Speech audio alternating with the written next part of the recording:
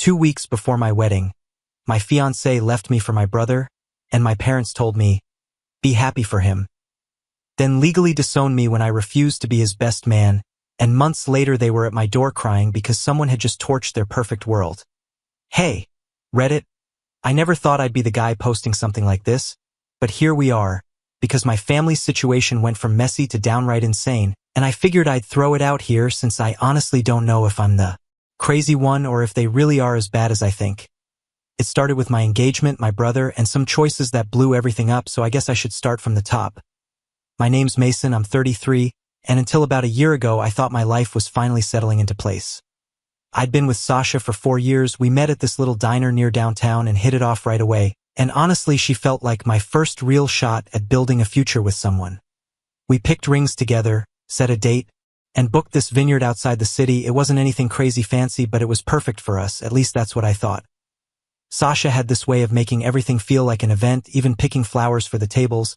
She'd spin it into this big vision. She had binders, color palettes, Pinterest boards, the whole deal, and I'm not that guy. I was just happy she was happy, and I figured that's what marriage was going to be. Everything seemed on track until Chester came back, my younger brother, 2 years behind me but always ahead in everyone else's eyes, who had just finished some MBA program in London, and my parents couldn't shut up about him. Chester this, Chester that, Chester starting his own consulting firm, Chester's connections overseas, while I'm just the other son with a steady job. That's how they always introduced me, not my title, not what I'd achieved, just the other one. At first I was glad Chester and Sasha got along because you want your fiancé to, like your family, right? And they talk about markets and international business, stuff I honestly found boring. But then I noticed how often Chester's name started slipping into conversations. Chester thinks we should try this investment, or Chester said the market's gonna tank, and it started as background noise, then it was every other sentence, and I ignored it because I trusted them both. 2 weeks before the wedding my phone buzzed at work. It was Sasha, her voice weird and too cheerful like she'd rehearsed it, asking, "Can you meet me at the diner?" The same diner where we met, and I had a knot in my stomach before I even got there. She was already sitting at the table when I walked in, the exact one where we had our first date, except this time she couldn't even look at me, and she had the ring box in her hand. "I can't marry you, Mason," she said just like that, no build-up, no hesitation, and I laughed at first because what do you even say? Thinking maybe it was cold feet, so I asked if it was about some stupid fight we'd had over the guest list. But she shook her head and said it's not that. She's in love with Chester. It felt like the air got sucked out of the room, and I didn't yell or flip the table. I just sat there staring at her. Watching this person I thought I knew show me a version of herself I'd never seen, and she tried to look sad, but it came off more like she was annoyed I wasn't making it easier for her. Then she slid the ring box across the table toward me like it was some kind of parting gift, saying, "I think you should have this back." Standing up to leave without even waiting for me to respond, just tossing it over like it was nothing and walking out. 2 hours later my mom told me to come over because she already knew, not surprised, saying maybe this is for the best and that Sasha and Chester are better matched, and Dad chimed in saying Chester is more her speed, like they'd been waiting for this, and when I asked if they were actually okay with my brother stealing my fiancé 2 weeks before my wedding, they didn't even flinch. Mom saying people fall in love, Mason, better now than after the wedding, and Dad adding you'll find someone else, because Chester and Sasha are perfect for each other. Then Chester walked in wearing the graduation watch I'd given him, looking guilty but not guilty enough to stop, saying, "Look, I know this is awkward, but we didn't mean for it to happen. We tried to fight it. We haven't even done anything physical yet." How noble of them. And then the cherry on top, when Chester cleared his throat and asked if they could use my vineyard booking because Sasha loves that place. And it made financial sense since everything was already paid for, and my parents actually nodded along like it was logical. So let me get this straight, my brother takes my fiancé, my parents cheer him on, and now they want me to hand over my wedding too. That was the moment I knew it didn't matter what I felt to them. Chester's happiness would always matter more than mine. Always. I didn't slam doors, I didn't scream. I just stood up and walked out, because sometimes silence is louder than anything you could say. A few days later my parents called me again, but not to ask how I was holding up. They wanted to share the good news. Chester and Sasha were officially engaged. My mom sounded over the moon, like she'd been waiting for this announcement her whole life. And Dad said it was fate that the two of them found each other. While I was sitting there thinking, fate? No, this wasn't fate. This was betrayal dressed up like romance. I scrolled social media that night and there it was, Sasha flashing her new ring in pictures, standing next to Chester with my parents grinning on each side of them, comments rolling in from relatives about what a perfect couple they made. Not a word about me. Not even a message to check in. That was the night it hit me. I wasn't part of their family anymore. Maybe I never had been. I kept to myself for a couple of weeks after Sasha and Chester's big engagement announcement, and I didn't answer my parents' calls, didn't reply to Chester's texts. Honestly, I didn't know what I could even say without losing my mind on them. Friends checked in at first, but how do you even explain this without it sounding made up?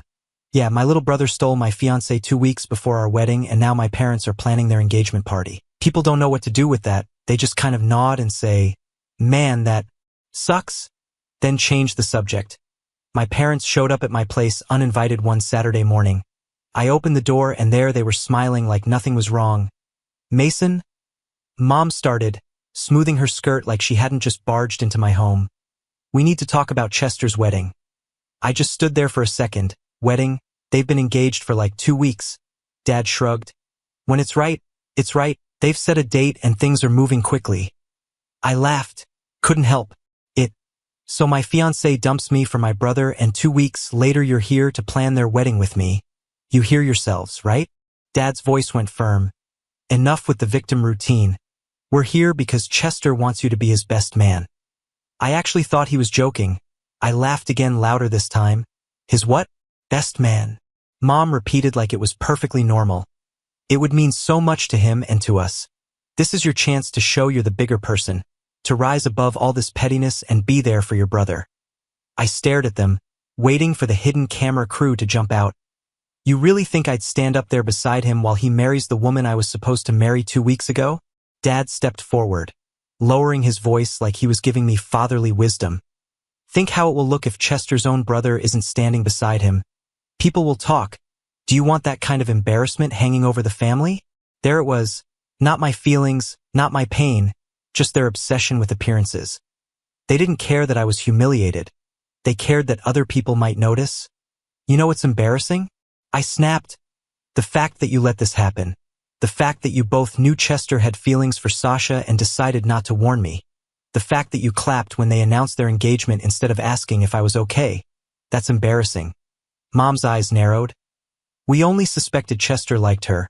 We didn't want to stir up drama where there might not be any." "Not stir up drama?" I laughed bitterly. "So you let me walk blind into a wedding while Sasha and Chester were already halfway there. That's not protecting me. That's setting me up." Dad's voice got sharp. "Mason, they tried to do the right thing. They fought their feelings. They didn't even sleep together until after she broke up with you." "Oh wow, how noble." I shot back. "They waited a whole day to jump into bed. Guess I should be sending them a thank you card." The room went silent for a beat. Dad cleared his throat, resetting. "Regardless of how you feel, Mason, the wedding is happening. Chester is happy, Sasha is happy, and we expect you to be there as best man." I stood up staring them both down. "Let me make this clear. I will not stand at an altar next to my brother while he marries my ex-fiancée. I will not smile for pictures. I will not pretend this is some great love story. You can call it fate, you can call it family, but I call it betrayal. And I want no part of it." Mom's voice went icy. "You're overreacting. He's your brother. This is your chance to prove you're loyal to the family." "No," I said flatly. "This is my chance to prove I still have a shred of self-respect. Something you've all clearly forgotten about." They didn't stay much longer after that, just more muttering about me being selfish, more disappointed looks, and then they left. I shut the door behind them and stood there for a long time, my hands shaking, but my heart pounding with this strange mix of anger and relief, because for once I hadn't backed down. A few weeks later, the wedding actually happened, and I wasn't there, obviously, and I didn't send a card, didn't send a gift, nothing. I found out everything secondhand through social media posts from relatives. Group pictures with everyone beaming like this was the fairy tale ending they'd all been waiting for. And they even held the ceremony at the vineyard I had booked, the place I'd spent months planning around, and my parents uploaded photo after photo of Chester and Sasha standing in front of the same arch I had chosen, our son Chester finally getting his happy ending, and not a single mention of me, not one. Sitting in my apartment scrolling through all of it, I realized something else. Maybe this was the best thing that could have happened because now I knew exactly where I stood. I thought that was the end of it. They had their perfect wedding, their shiny Facebook pictures, their true love conquers all garbage, and I figured maybe now they'd finally leave me alone. But I should have known better because my family doesn't quit, not because they care, but because they can't stand losing control. At first it was little things, my mom leaving voicemails about Thanksgiving, asking if I'd put the past behind me and come join the family table. My dad leaving these clipped messages about how it's childish to isolate yourself, and I ignored all of it. Then one day I came home from work and realized my front door was unlocked. And at first I thought maybe I'd been careless, but when I stepped inside, there they were, Mom, Dad, and Chester, sitting in my living room like they owned the place, and my stomach dropped because the only way they could have gotten in was with the spare key I'd given my parents for emergencies. And I guess in their minds, me not falling in line counted as one. "What the hell are you doing here?" I asked, dropping my bag. Dad leaned back on the couch completely calm and said, "We need to talk." "No." I shot back immediately. "You need to get out."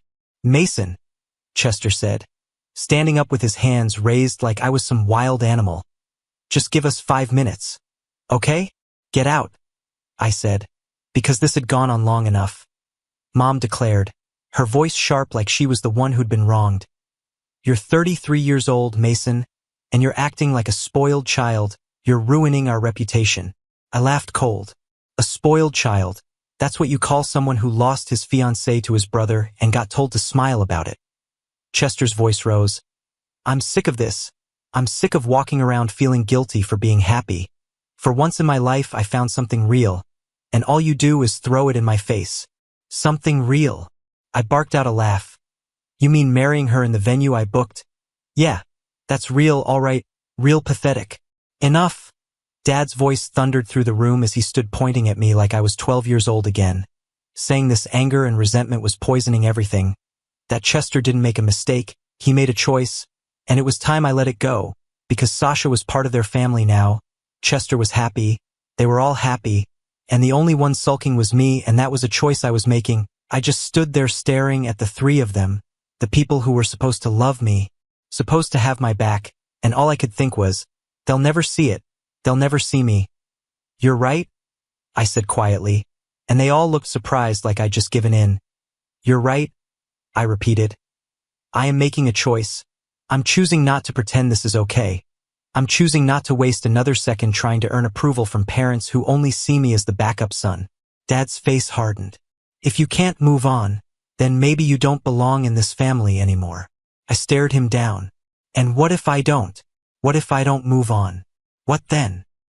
His jaw tightened, his eyes narrowing like he was about to hand down a sentence, and he said, "Then maybe we'll have no choice but to cut you off for good." I stepped toward the door and pulled it open, holding it wide. "Go ahead, do it. Make it official because I'm done pretending I still have a family here." We locked eyes for a long second, neither of us blinking, and finally he turned away, muttering to Mom about how I'd regret this, while they filed out still throwing little digs about me being selfish and about me tearing the family apart. I told them to leave the spare key, no more surprise visits, no more so-called interventions.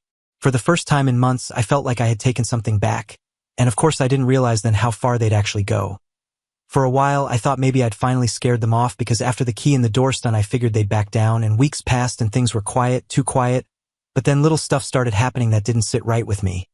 At work, my boss, who'd always been fair with me, suddenly seemed distant. He stopped looping me into meetings I normally ran, and coworkers I got along with acted awkward, like they knew something I didn't, and one guy even asked if I was doing okay in that slow, cautious tone you'd use with somebody fresh out of a psych ward. I brushed it off at first, maybe I was paranoid, but then my manager pulled me into his office, closed the door, leaned back in his chair, and gave me this look like he was about to deliver bad news, and he said, "Mason, your father called me." And just like that, my stomach dropped. Apparently Dad had reached out to him through old connections, said he was worried about me, told my boss I'd been unstable since the breakup, that I might not be able to handle stress at work, and he framed it as concern, but it was really a hit job, a way to paint me as unreliable so I'd come crawling back to the family for support. I sat there stunned, gripping the armrest of the chair so tight my knuckles hurt, and my boss must have seen the look on my face because he quickly added, I don't believe a word of it. You've been one of our most dependable people. And he explained that HR had even logged it as an inappropriate third-party complaint, which honestly just made me look better on paper, and he said he just thought I deserved to know. That night, I called Dad, no hello, no pleasantries, just asking what the hell he thought he was doing calling my job, and he didn't even deny it. He said, Mason, I was worried. You've been shutting us out, isolating yourself. I thought maybe your employer should know in case. And I snapped back. In case what? In case I embarrassed you, in case I didn't fall in line. You tried to wreck my career because I wouldn't stand next to Chester at his wedding. And he told me not to be dramatic in that calm, patronizing tone that always set my teeth on edge, saying he was trying to protect me, but I shot back that he was trying to control me, and when he couldn't do it with guilt, he tried to do it with sabotage. There was silence for a second, and I almost thought maybe I'd actually gotten through to him.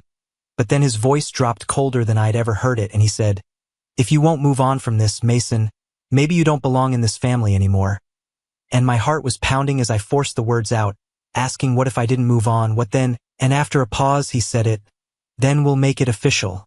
And I hung up before he could say anything else, my hands shaking so badly I could barely set the phone down. A week later he showed up at my door, and when I opened it he was standing there in one of his tailored suits, an envelope in his hand, wearing that same grim expression he used to have when he was about to ground me as a teenager. Except this time it wasn't about missing curfew, and he said flatly, Mason, this is your choice, holding out the envelope. I took it without breaking eye contact. The paper was heavy and professional, and inside was a single sheet of law firm letterhead, the kind his office used for contracts, full of legal language, but the point was simple. I was being cut out, all financial ties severed, all claims to inheritance revoked, officially removed from any trusts, accounts, or estate planning, with zero authorization to use the family name in business. And at the bottom were both his and Mom's signatures. I read it twice before looking back at him, and he said, like it was my fault. You actually did it, you forced our hand. And I repeated slowly, I forced your hand by being upset that my brother stole my fiancé. You forced our hand by choosing bitterness over family. And I laughed, sharp and humorless, saying, you mean by choosing self-respect? And his jaw tightened, but he didn't back down, telling me I chose pride over family and that Chester has always been the better son anyway, that we should have done this years ago. That one hit harder than I wanted to admit, but I didn't let it show. I folded the letter neatly, slid it back into the envelope and handed it to him, saying, you know what, you're right. This is what I chose. Thanks for making it easy. And behind him I could see Mom sitting in the passenger seat of their car, staring straight ahead and refusing to even look at me. Chester wasn't there. Maybe he didn't have the stomach for it, or maybe they just didn't trust him not to crack. And Dad stood there another second like he was waiting for me to beg. I didn't. Finally, he turned and walked back to the car, and I shut the door, slid the deadbolt into place, and leaned against it, exhaling slowly because it felt like it was over, or at least I thought it was, since I still had no idea what was coming next. 3 weeks after they served me the papers, I thought maybe it was finally over. They'd cut me off, I'd cut them out, and that was that. Life was finally quiet, too quiet in hindsight. Then one morning around 6 o'clock, I woke up to pounding so violent on my front door that it rattled the frame. Not knocking, not ringing the bell, just fists slamming non-stop like they wanted to beat the hinges off. I sat up disoriented and checked my phone, and that's when my stomach flipped. 147 missed calls, 89 voicemails, over 150 texts, all from Mom, Dad, and Chester. The banging didn't stop. My name echoed through the wood like they were exorcising a demon, and I could even hear Mom crying between shouts. Instead of rushing to answer, I got up, pulled on sweatpants and padded into the kitchen, set up the coffee maker, and let it hiss and gurgle while they kept screaming, because if they wanted my attention, they could wait until I had caffeine. At one point I glanced through the blinds and saw my neighbor across the street standing on her porch in a bathrobe, arms crossed, watching the circus on my doorstep, and the look on her face said it all. Your family's lost it. By the time I finally opened the door, they nearly collapsed inside. Dad, looking wrecked with his shirt wrinkled, tie hanging loose, eyes bloodshot like he hadn't slept. Mom with mascara streaked down her cheeks and hair sticking to her damp face, and Chester looking worse than both, pale, sweaty, jaw twitching, his hair sticking out like he'd been yanking at it. Thank God, Dad muttered, shouldering past me. We need to talk. And I leaned against the counter with my coffee mug in hand and said, do we? Last time we spoke, You made it official we weren't family anymore. Mom grabbed my arm with both hands, desperate, saying, Mason, please just tell us what you did. And I asked, deadpan, tell who what? But Chester snapped, pacing the living room like a cornered animal. Don't play dumb. The reporters, somebody gave them everything. I raised an eyebrow and said, reporters? The Jackson case? And Dad's voice cut in, saying they were running an expose, that they knew about the cover-up, the missing evidence, the intimidation, that they were saying he built his career on corruption, and his hands shook as he pulled a folded printout of the exposed draft from his jacket and slapped it onto the coffee table. Explaining the story was set to run in the morning with a headline already screaming about justice denied. I read a few lines and then laughed, telling them, You seriously think I leaked this? I didn't even know there was a story until 30 seconds ago. But Dad shot back that I was the only one who had access, that I knew details, that I wanted revenge, and I scoffed, asking, Revenge? You legally cut me off. Why would I lift a finger to help the press when I can just sit here with my coffee and watch you crash on your own? Mom sobbed harder, begging me to stop it, to retract it, saying they'd destroy the firm, the family name, everything, and I stared at her and said, You disowned me 3 weeks ago. You don't get to call me family now. The room went heavy. Chester froze mid-pace with his face pale and then jabbed a finger at me saying it had to be me, asking who else could have done it, insisting I must have hacked Dad's office or gone through files, and I grinned and said, Sure. I broke into the law firm archives, cracked the safe and leaked it to the Times, all between shifts at work. While Chester's voice cracked and he told me to shut up, that I'd always wanted to ruin him, and I replied, Funny, you're doing a pretty good job of that on your own. That's when his pacing stopped, his eyes widened like he'd just been shot, and he ran a shaky hand through his hair, muttering, Oh my God, it's Sasha. While Mom's head whipped toward him asking what he meant. Chester's chest heaved as he said he told her after they got married, that she wanted to know how the firm got so big, that he thought she'd be impressed. So he told her about Jackson and how they pulled it off, and Dad's face drained of color as he demanded, You told her what? While Chester insisted he didn't think she'd do anything, his voice rising near a scream as he said he thought she'd be proud of him, proud of them, that he never thought. Mom covered her mouth with tears welling up again, whispering, Oh, Chester. And I leaned against the counter sipping my coffee and said, So let me get this straight. You marry my fiancé, and now you're saying you also handed her the family's biggest skeleton in the closet, and I'm the one you accused? And Chester barked, Shut up, as his hands shook and he yanked out his phone saying they'd find out. Right now, jabbing at the screen, slapping it on speaker, and setting it on the table while all three of them hovered over it like it was a live bomb. For rings, then her voice came through calm and controlled, saying, Chester, what time is it there? I'm in meetings, Sasha said on the other end, her voice calm and steady like she was sipping tea while the world burned. And Chester's voice cracked as he leaned over the phone, saying, We need to talk now, while she replied, still composed, Chester, it's early. I told you I'm in meetings all day. And he snapped, almost breaking, Don't play games. The papers, the story about my dad's firm, they have everything. Did you talk to them? And there was a pause so long you could hear the silence buzzing, before Sasha's laugh slid through the speaker. Not the bubbly fake laugh she used to throw around at dinner, but a sharp, cutting one, as she said, You really don't get it, do you? Mom gasped and covered her mouth. Dad clenched his fists, and Chester looked like his whole world was collapsing right there in my living room as he whispered, What do you mean? And Sasha's tone went cold as she said, I mean, this was never about you, Chester, or Mason. You were just convenient. And Chester stumbled back like she'd slapped him, saying, What? You were never my endgame. And she continued, You were my shortcut. And the room froze, even I stopped breathing for a second, as Chester croaked, Shortcut? Shortcut to what? And she answered flatly, To your father, to his firm, to the case that ruined my family. And Dad stepped forward, his voice booming, What the hell are you talking about? But Sasha didn't hesitate, naming it clearly, the Jackson case, the one you built your empire on, the one where you buried evidence, intimidated witnesses, and sent an innocent man to prison so your client could walk. That man was my father. and it felt like someone sucked all the air out of the room as she kept going, steady and surgical, explaining that her father spent the rest of his life locked in a cell for something he didn't do, that her mother couldn't handle it and had a heart attack a year later and never recovered, that she was 16 and alone, forced to watch their family name rot while our family got richer off their destruction. I glanced at Dad for the first time and saw something crack in. His face, his jaw went slack, his eyes darted like he'd just been caught naked in public, and he muttered, "You're lying. You're making this up." But Sasha shot back. "Am I? Because the documents, the tapes, the witnesses, they're already with the reporters. Everything you thought you buried, I dug up. And now the world knows."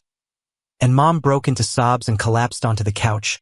Chester looked like he might throw up, and Dad just stood there trembling with rage and fear mixed together.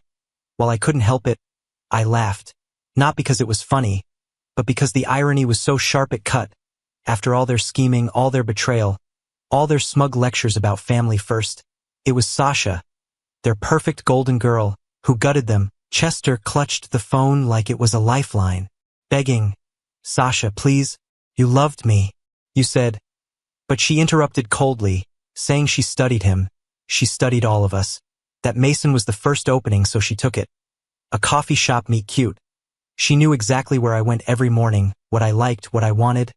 I was her way in, and then Chester came along and was even better, stupid enough to fall for her, desperate enough to spill secrets, giving her the last piece she needed, and when he whispered, "You used me," she replied simply, "Yes, and you made it easy?" And he staggered back, covering his face, whispering, "Oh my God," while Dad barked into the phone, demanding if she had any idea what she'd done, saying she destroyed lives and ruined reputations. But Sasha cut him off, saying no. He did that when he chose money over truth, that he destroyed her father's life and killed her mother when she grieved herself into the grave, that all she did was pull back the curtain. The silence afterward was brutal. You could hear Mom sobbing, Chester's ragged breathing, Dad grinding his teeth like he was about to explode, and me, I just stood there with my coffee watching the empire crumble, while Sasha's voice softened not with kindness but with finality, telling them to enjoy what's left of their legacy because she'd be watching. And then the line went dead. No one moved for a solid minute, like time had stopped, until Dad sank into a chair and buried his face in his hands. Mom rocked back and forth whispering prayers, and Chester dropped to the floor, the phone clattering beside him, letting out a broken noise, half a sob and half a scream. And I set my mug down, walked to the door, opened it wide and said calmly, "Well, looks like you got your official ending." And when Dad shot up with rage flashing in his eyes, saying this wasn't over and they'd fight it and fix it, I told him, "Good luck with that, but leave me out of it. I'm not part of this family, remember? Your words, not mine." And they filed out eventually, stumbling into the daylight like ghosts. Chester couldn't even look at me. Mom avoided my eyes. Dad slammed the door so hard the frame rattled. And when the house went quiet again, I sat back down with my coffee and looked at the engagement ring that had started all of this. And for the first time in months, I didn't feel like the broken one anymore. For once, it wasn't my head under their boot, it was theirs, and the best part was that I didn't have to lift a single finger, because Sasha did all the dirty work, and she didn't even do it for me, she did it for herself. The expose hit the newsstands the very next morning, with a big bold headline on the front page reading, "Prominent attorney built career on wrongful conviction." And they didn't hold back, they laid it all out, how Dad's firm had buried evidence, how witnesses were intimidated, how the Jackson case was basically a masterclass in corruption, how a former paralegal had flipped, and there was even a time-stamped audio file backing up every detail, names, dates, receipts. It was airtight. By noon, reporters were camped outside my parents' house. By evening, 3 of Dad's biggest clients announced they were cutting ties, and by the end of the week the state bar had suspended his law license pending investigation. Years of smug speeches about ethics and family reputation gone in 7 days. I didn't go anywhere near their house, but I didn't need to, because neighbors whispered, colleagues looked away, even their church friends stopped coming around, and Mom had been so obsessed with image her whole life, and now her own face was plastered on the news, looking like she'd aged 20 years overnight. Chester wasn't spared either, because word spread fast that Sasha had been the source of the leak, and their perfect marriage collapsed in record time. One day they were posting smiling couple photos, and the next Sasha was gone, having moved her stuff out while Chester was at work, apparently, and she took half the bank account with her too. About a week later my phone buzzed and Chester's name lit up the screen, and against my better judgment I answered, saying, "Hello?" And at first all I heard was breathing, then Chester's broken voice saying, "She took everything." And I leaned back in my chair staring at the ceiling and said slowly, "No, she revealed everything," and there was silence on his end, and I could practically hear him falling apart. Then the line went dead, and that was the last time we spoke. Mom, for her part, started therapy, or at least that's what one of her sisters told me, and I guess she's finally trying to face the decades of denial she wrapped herself in. But Dad just withdrew because from what I hear he barely leaves the house. A man who used to strut through courtrooms like he owned them now hides from the mailman. Meanwhile, I moved forward, and work promoted me to senior project manager, and I guess throwing myself into extra hours to numb the pain paid off. Ironically, I bought a small house across town, painted it whatever colors I wanted with no one nagging me about resale value, and filled it with furniture I actually liked instead of stuff meant to impress guests. And then there was Jessica, who wasn't flashy, wasn't playing some angle, wasn't trying to measure me against my brother. She just liked me, and we met through a mutual friend, grabbed coffee, and for once I didn't feel like I was auditioning to be good enough. She laughed at my dumb jokes, asked about my work like it actually mattered, and never once brought up my last name. A few months and she curled up next to me on the couch and asked, "Do you ever regret cutting ties with them? Do you miss having a family?" And I thought about it long and hard before finally telling her the truth, that I missed the family I thought I had. But that family never existed because it didn't, because what I had was a group of people bound by blood and control. They never saw me, not really. They saw Chester as their golden boy and me as the spare tire, and the moment I stopped playing along they tossed me aside without blinking. It stung. Of course it stung, but it was also freeing because Sasha thought she destroyed me. She probably still does. But what she really did was set me free, free from the weight of their expectations, free from the trap of constantly trying to be enough, free from the cycle of betrayal and gaslighting. My real family now is Jessica, who makes me laugh until my stomach hurts. It's my buddy Tom from work, the guy who called me every day after the breakup just to make sure I was still standing. It's my neighbor Mrs. Chun, who brings me soup when I'm sick and doesn't ask for anything in return, and that's family, the people who choose you, not the ones who use you. And every time I think back to that engagement ring still sitting in its little velvet box, I don't feel the old sting anymore. I feel relief. Relief that I didn't marry into a life built on lies. Relief that I dodged a bullet I never saw coming. Dad's firm is gone, Chester's marriage is gone, my old life is gone, and good riddance because I finally get to build something real. Something mine, and for the first time, maybe ever, I'm not looking for their approval. I don't need it. I never did, because family isn't about blood. It's about who shows up when everything falls apart, and mine's finally worth keeping.